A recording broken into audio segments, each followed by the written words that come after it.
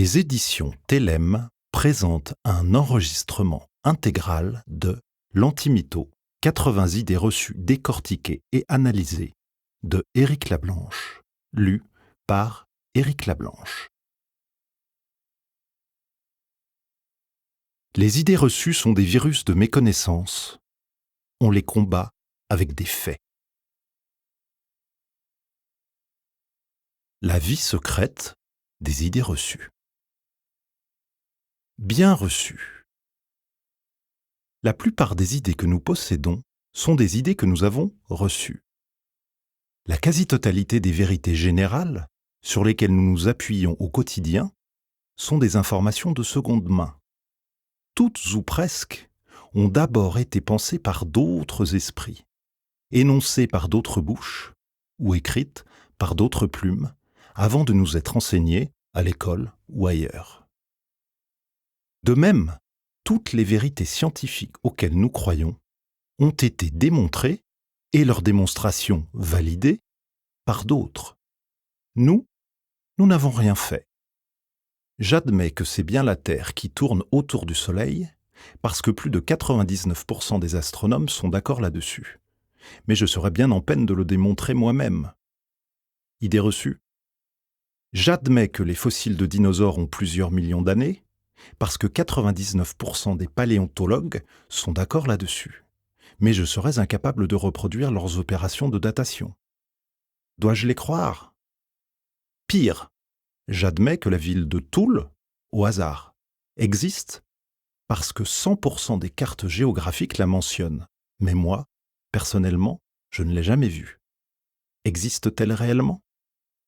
Bref, la plupart de nos connaissances sont des informations que nous avons reçues. Difficile, dès lors, de faire le tri. La seule solution, c'est de s'en remettre à celles et ceux qui nous ont précédés sur le chemin de la vérité, en vérifiant leurs sources. C'est de faire confiance au savoir commun. C'est de monter sur les épaules de ceux, pas toujours des géants, qui ont patiemment défriché le terrain des apparences et tenté d'y distinguer le vrai du faux. Note.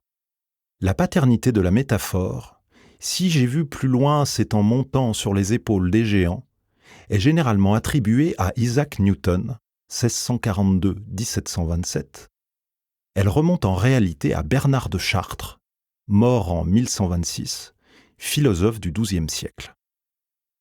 C'est aussi monter sur les épaules de tous ceux qui n'ont pas réussi à réfuter ce que les premiers avaient affirmé et leur ont donné crédit. De nouvelles informations viendront peut-être un jour ébranler ces vérités temporaires, car c'est ainsi que progresse la connaissance, à tâtons, une connaissance fragile et impermanente après l'autre. Immunité. Pour apprendre l'exécution d'un mouvement complexe, il faut parfois le décomposer en gestes simples. Pour saisir un enchaînement compliqué, il est souvent utile de le séquencer en étapes distinctes. De même, pour démonter les mécanismes parfois subtils du complotisme ou de la propagande, il vaut mieux commencer par des erreurs simples afin d'en saisir la mécanique générale. Les idées reçues ordinaires, celles qui font sourire et qui n'engagent à rien, ne sont pas différentes des préjugés malsains ou des intoxications organisées. Elles sont de même nature. Elles entrent dans nos esprits par les mêmes portes dérobées et trompent notre vigilance par les mêmes subterfuges. Apprendre à se défaire de ces petites idées reçues, c'est acquérir les réflexes qui peuvent nous protéger des grosses, celles qui intoxiquent les esprits, saisissent les foules et provoquent des catastrophes. S'immuniser contre des maladies graves grâce à des idées reçues inoffensives ? Vous aurez reconnu le fonctionnement du vaccin. C'est modestement ce que j'ai essayé de faire dans ce livre. Proposer une stimulation de notre esprit critique, un renforcement de notre immunité intellectuelle et un remède contre notre crédulité. Un vaccin contre les faits non établis et les infos non vérifiées, mais un vaccin amusant et qui ne fait pas mal, à part quelques piqûres à l'amour-propre. Nous sommes tous porteurs d'idées reçues. Et ce n'est pas notre faute si nous sommes perméables à ces petites fables de l'ordinaire que les autres nous content. Notre système cognitif est ainsi fait. Il est naturellement crédule. Mais nous le savons, et il ne tient qu'à nous, désormais, de ne jamais l'oublier et de muscler notre esprit critique si nous voulons rester libres, correctement informés et maîtres de nos destins. Avec le sourire. Que conclure à la fin de tous mes longs propos? C'est que les préjugés sont la raison des sots. Voltaire, poème sur la loi naturelle. Pour en finir avec les idées reçues. Mytho. Nom ou adjectif populaire, identique au masculin et au féminin. Apocope argotique de mythomane. Parfois orthographié mytho, M-I-T-O. Menteur, affabulateur, mythomane. Personne qui ne dit pas la vérité. Exemple, le président de la République est un gros mytho.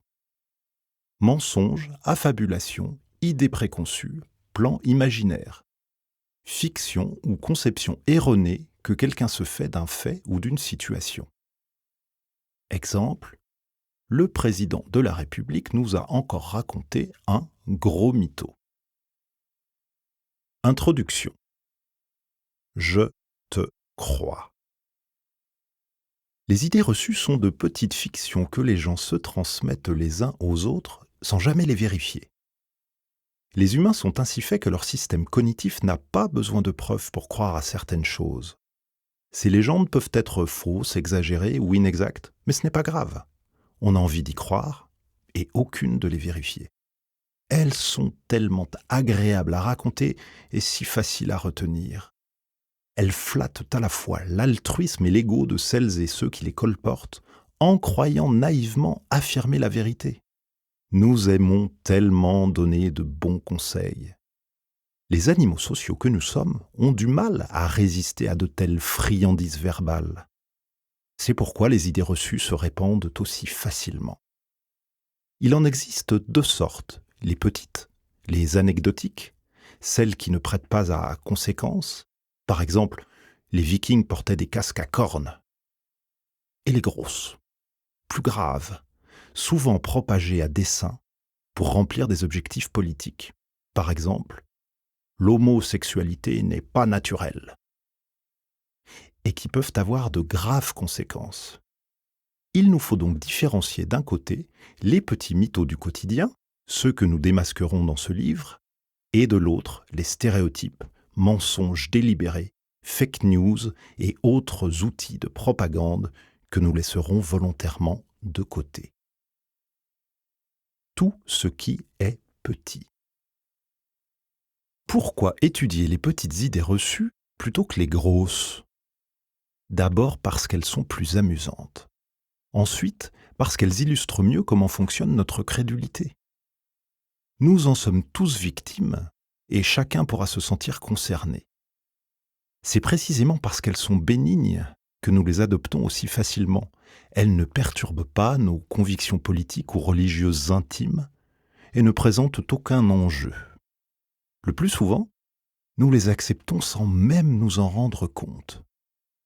Étudier et démonter les petites idées reçues, ces contes et légendes du quotidien, c'est donc proposer une expérience d'introspection complice à chacune et à chacun. Et vous, comment vous êtes-vous laissé berner? Par quel chemin vos idées reçues sont-elles entrées? Allez, avouez. Sachant qu'on admet plus facilement une petite erreur sans conséquence qu'une grosse, j'ai bon espoir de susciter chez celles et ceux qui me font l'honneur de me lire une expérience d'autocritique honnête, aussi amusante qu'instructive. Qu'est-ce qu'une idée reçue? Définition. Une idée reçue est une croyance ou une opinion partagée qui semble évidente et qui est acceptée sans remise en question. Par exemple, Une affirmation comme « les nuages sont constitués de vapeur d'eau » illustre comment des explications simples émergent face à des situations complexes. Ces croyances sont fondées sur des intuitions. Un liquide ne vole pas, plutôt que sur des données vérifiables, et s'appuient sur les défauts innés de notre entendement, les fameux biais cognitifs, pour ne pas parler de notre incurable naïveté. Les idées reçues sont des croyances ou des opinions largement acceptées, souvent fondées sur des apparences, des informations incomplètes, des confusions ou des généralisations hâtives. La plupart du temps, les individus ne savent pas comment elles sont arrivées là. Ils y croient néanmoins et pensent qu'elles ont été démontrées. Elles sont là, bien en place, quelque part entre le stéréotype, le cliché et le lieu commun. Il existe évidemment des idées reçues qui sont vraies. Par exemple, l'exercice physique est bon pour la santé. Mais ces affirmations-là, on ne les appelle pas des idées reçues. Une idée reçue est forcément fausse. C'est une idée qui se présente comme vraie, mais qui ne l'est pas, ou pas tout à fait. Ce n'est donc pas parce qu'elles ont été reçues, la quasi-totalité de nos idées le sont, que ces idées nous intéressent, mais bien parce qu'elles sont fausses. Ces croyances, qui peuvent sembler évidentes, mais pas toujours, car certaines sont parfaitement contre-intuitives, sont le résultat de processus cognitifs complexes et de dynamiques sociales précises. Elles répondent à quelques caractéristiques récurrentes. Reçu 5 sur 5. En effet, pour devenir une belle et grande idée reçue digne de ce nom, le petit mytho ordinaire doit posséder quelques qualités essentielles. Répétition. D'abord, il doit être fréquemment répété. C'est ce qui lui fournit sa crédibilité. Notre système cognitif est sensible à la répétition, quelle que soit la vérité de la chose répétée. Ce biais cognitif est nommé biais de simple exposition. Plus une personne est exposée à quelque chose, une idée, un produit, une personne, plus elle est susceptible de l'accepter. Plus une chose est répétée, plus nous avons tendance à croire qu'elle est vraie. Il s'agit de l'essence même de la profession de publicitaire ou propagandiste. Répéter, c'est faire croire. Voilà l'occasion ou jamais de placer la citation « Un mensonge répété 1000 fois se transforme en vérité ».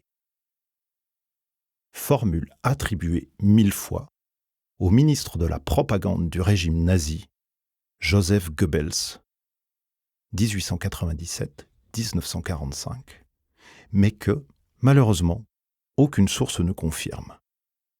C'est un mytho. Facilité.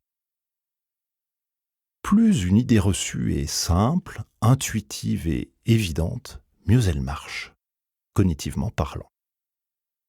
Dans un monde compliqué, notre cerveau préfère les idées courtes aux réflexions complexes qui exigent des efforts. Il est naturellement paresseux. Un concept facile à comprendre est donc à la fois reposant, rassurant, pratique à reformuler et rapide à transmettre, surtout s'il ne présente pas de véritable enjeu. C'est pourquoi la plupart des idées reçues tiennent en une phrase. Compatibilité. Ces idées sont d'autant plus faciles à transmettre qu'elles sont compatibles avec la culture ambiante. C'est pourquoi certaines disparaissent lorsque la culture évolue. Par exemple, l'ail éloigne les mauvais esprits n'a plus guère de succès. Celles qui s'insèrent aisément dans un système culturel donné prennent plus rapidement que celles qui semblent décalées ou gênantes parce qu'elles le perturbent. Par exemple, certaines idées écologistes ou féministes, pourtant évidentes, sont difficiles à faire admettre parce qu'elles viennent heurter de vieilles habitudes de pensée. Pour les mythos, c'est pareil. Certains sont culturellement corrects, d'autres non. Sensibilité.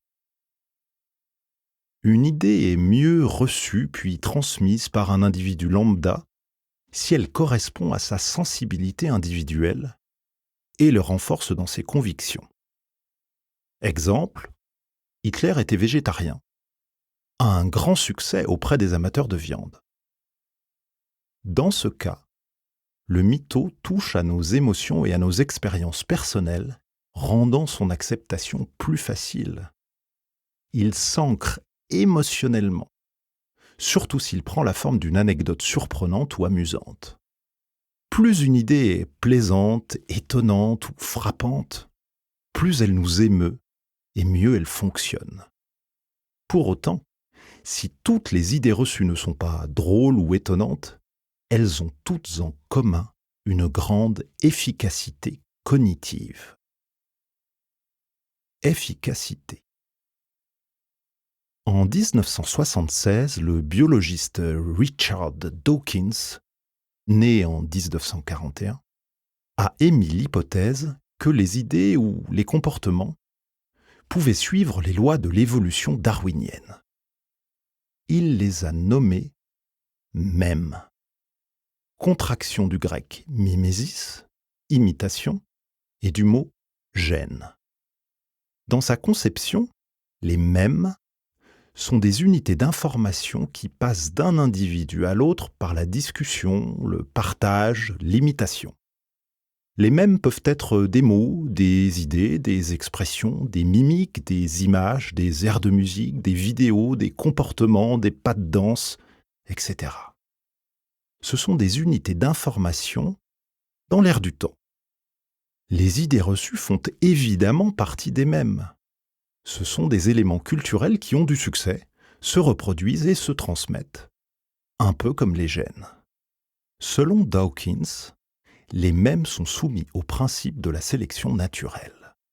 Certains se répandent, d'autres non. De ce point de vue-là, les idées reçues constituent des mèmes efficaces.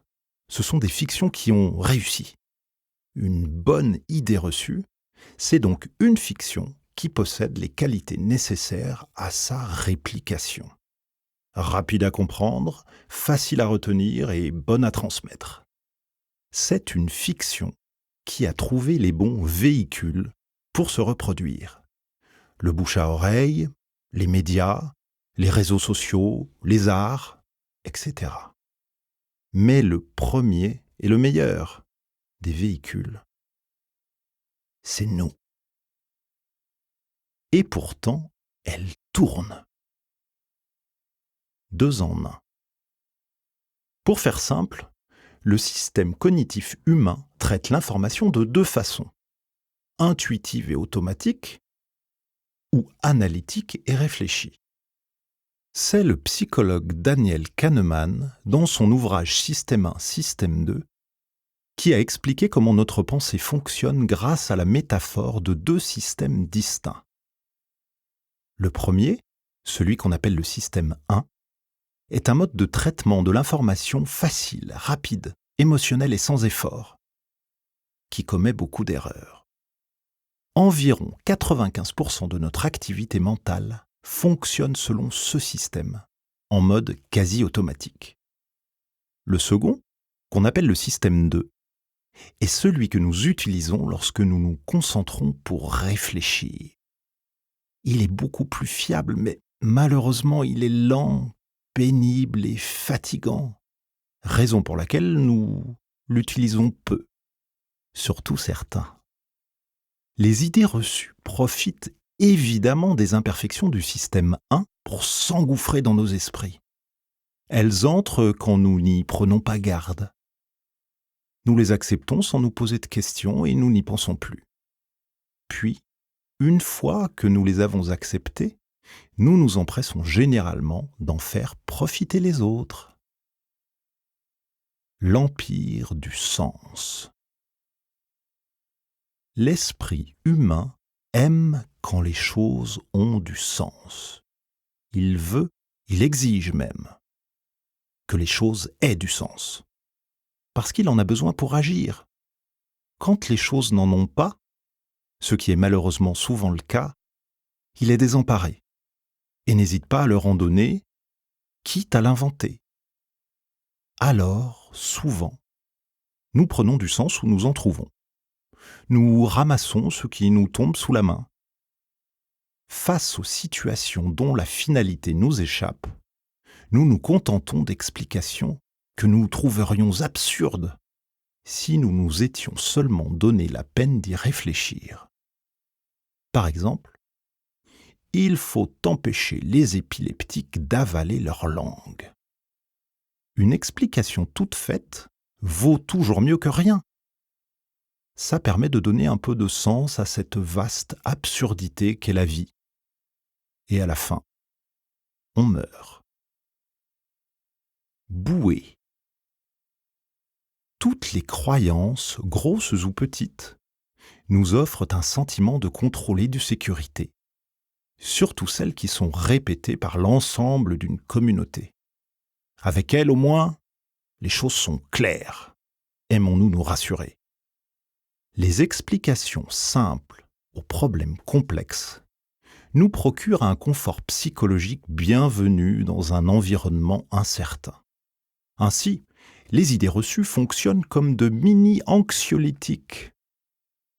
Elles offrent une illusion de maîtrise, un peu de réassurance, un petit répit dans l'incertitude. Nous espérons que vous avez apprécié cet aperçu. Pour continuer à écouter ce livre audio sur Google Play Livres, utilisez le lien dans la description de la vidéo.